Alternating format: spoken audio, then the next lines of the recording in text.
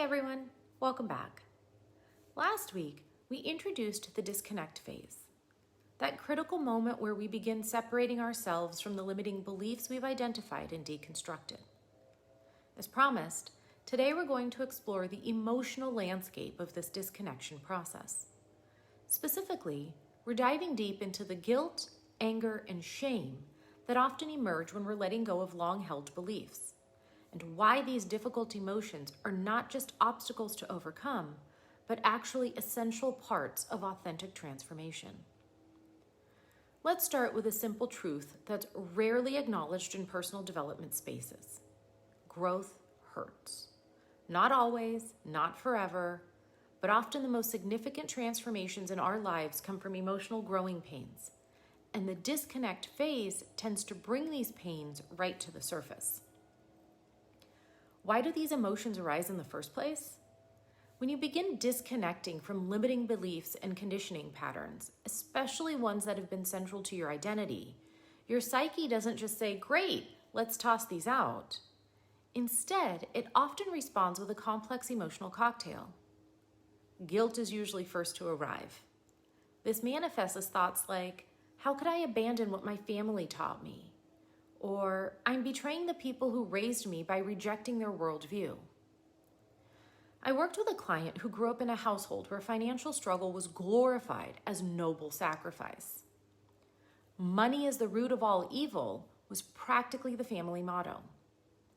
When she began disconnecting from this belief to build wealth and financial security, she felt overwhelming guilt, as if desiring abundance was a betrayal of her family's values and identity. This guilt doesn't mean you're doing something wrong. It signals that you're disrupting a system, internal and familial, that has maintained equilibrium, even if that equilibrium hasn't served your highest good. Anger often follows closely behind guilt. As you recognize how a limiting belief has constrained your life, it's natural to feel angry. Angry at those who instilled the belief, angry at yourself for accepting it, angry at the time and opportunities lost, and even angry at those around you for not calling you out on it. This anger, while uncomfortable, serves as a catalyst for change. It's the emotional fuel that can propel you out of old patterns and into new ways of being. Like a snake shedding its skin, the anger helps you break free from outdated beliefs that no longer serve you. But it's crucial to remember that this anger is part of the healing process. It's not the destination. Those who planted these limiting beliefs were likely passing down their own inherited constraints, perpetuating a cycle they themselves didn't know how to break. The key is to harness this anger productively, not as a weapon to wound yourself or others, but as a tool to forge new pathways and beliefs that align with your authentic self. So we've talked about guilt and anger. Next, shame often emerges as the most difficult emotion in this triad. While guilt says, "I did something bad," shame says, "I am bad." Shame in the disconnect phase usually surfaces as, "How could I have believed this?" Or, "What's wrong with me that I accepted this for so long?" These feelings of shame can be particularly intense when they intersect with our sense of identity. During periods of significant change, we often realize that much of who we thought we were was intertwined with our previous beliefs and understanding of the world. As these perspectives shift, we may feel unmoored, questioning not just what we once accepted as truth, but who we fundamentally are. This identity crisis can trigger deep shame as we struggle to reconcile our past selves with our emerging understanding. It's important to remember that our identity is not fixed, and questioning our previously held beliefs is not a character flaw, but rather a sign of growth and authentic self-exploration. I see this when I work with women leaders who have internalized the belief that leadership is masculine. Despite their competence and vision, women often systematically undermine their own authority and leadership. Oftentimes, this belief that leadership is masculine stemmed from when we first started working, and the majority of leaders we may have encountered were male. We learned how to lead from watching them directly, or from the few women leaders who were trying to behave like their male counterparts. When we first begin to disconnect from our belief, we can experience profound shame about the ways we may have limited ourselves or the inauthentic actions we may have taken. These emotions, guilt, anger, and shame, arise because beliefs aren't just intellectual constructs. They're deeply embedded in our neural pathways, our identity, and our relationships, and often in our cultural and familial bonds. Disconnecting isn't just changing your mind, it's rewiring your brain, and in many ways redefining who you are. Our instinct, especially in our quick fix culture, is to move past uncomfortable emotions as quickly as possible. We want to positive think our way through guilt, release our anger in one cathartic session, and bypass shame entirely. But here's the counterintuitive truth. These emotions contain wisdom we need in order to do genuine transformation. When we sit with guilt, really explore it without judging it, we often discover our deepest values around loyalty, respect, and belonging. This exploration helps us separate healthy values from limiting beliefs. You can honor your family's resilience without maintaining their scarcity mindset. You can respect your culture without adopting its limiting gender norms. When we allow ourselves to fully experience anger, not by acting it out deconstructively or destructively, but by acknowledging its presence and message, we reclaim our boundaries and our agency. Anger shows us where we've been diminished and where we need to stand up for ourselves. It provides the energy needed for change. And when we approach our shame with compassion rather than avoidance, we begin healing the parts of ourselves that believed we weren't enough, we weren't worthy, or weren't deserving. Shame, when faced with gentle awareness, often reveals our deepest wounds and points us toward the most profound healing. I had a client who described this process as emotional archaeology. Each difficult feeling was like a layer of sediment hiding artifacts of her authentic self. And by carefully excavating these emotions rather than bulldozing through them, she discovered parts of herself that had been buried under limiting beliefs and conditioning for decades. So how do we work with these emotions in a way that's both honest and healing? I want to share some practical approaches that have helped my clients navigate this terrain. First and most importantly, we normalize these emotions. Understand that guilt, anger, and shame aren't signs you're doing something wrong. They're evidence you're doing something important.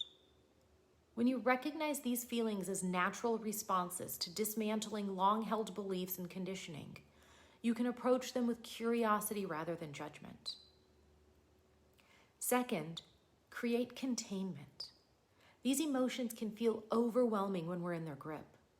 Set aside specific time to explore them, maybe through journaling, meditation, or conversation with a trusted friend. This creates boundaries around the experience, making it more manageable. One technique I recommend is the emotion chair work exercise. You set up 3 chairs, each representing one emotion: guilt, anger, and shame. And then you sit in each chair and speak from that emotion's perspective. Then move to an observer chair and respond with compassion to each emotion. This externalization helps create just enough distance to work through these feelings from a place of productivity. Third, look for the wisdom. Ask your guilt, what value is this protecting? Ask your anger, what boundary needs to be established? And ask your shame, what part of me needs compassion and reassurance? A client of mine realized her guilt about disconnecting from belief that family comes first was actually protecting her value of care and connection.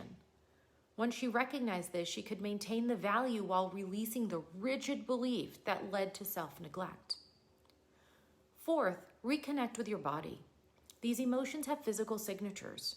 Guilt often manifests as heaviness in the chest. Anger might appear as heat or tension. Shame frequently shows up as a desire to physically shrink or disappear. By mindfully attending to these physical sensations, you can process the emotions more completely. And finally, honor the transition. Create a ritual or space that acknowledges what you're letting go of and what you're moving toward. This might be as simple as writing down the limiting belief or conditioning and burning the paper. or as elaborate as creating a personal ceremony with symbols of your past and future. Here's why working through these emotions is not just beneficial, but essential for genuine transformation. Unprocessed emotions become unconscious drivers. If you push down guilt without exploring it, it doesn't disappear. It goes underground, sabotaging your efforts to change. Unacknowledged anger often turns into resentment or depression, draining the very energy you need for growth. And unaddressed shame becomes a toxic inner critic, undermining your confidence in creating something new. Before I started doing this work, I would sweep everything under the rug. It got so cluttered under there that my limiting beliefs and conditioning were coming out from underneath. It was time to flip that rug over and recalibrate. But when you consciously work with these emotions, they transform from obstacles into allies. Processed guilt clarifies your true values, helping you carry forward what matters while leaving behind your limits. Honored anger becomes boundary-setting energy and motivation for change. Compassionately held shame transforms into self-acceptance and authentic humility.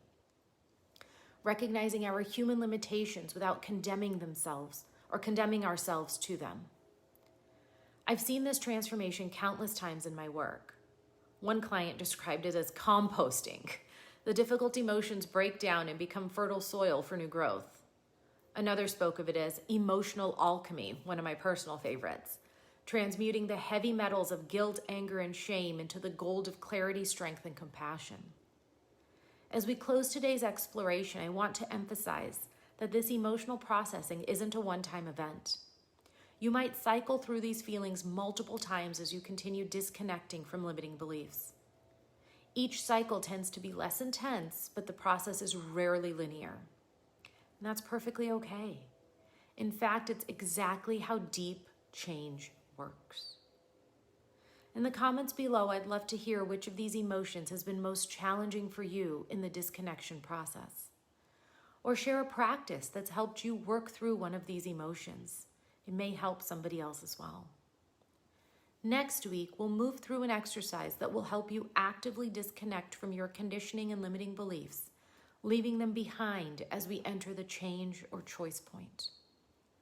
In the meantime, don't forget to join our community of conscious, authentic change makers. And remember, these difficult emotions aren't just obstacles to overcome. They're doorways to walk through on your path to authentic transformation. They deserve your attention and your compassion, because on the other side of fully feeling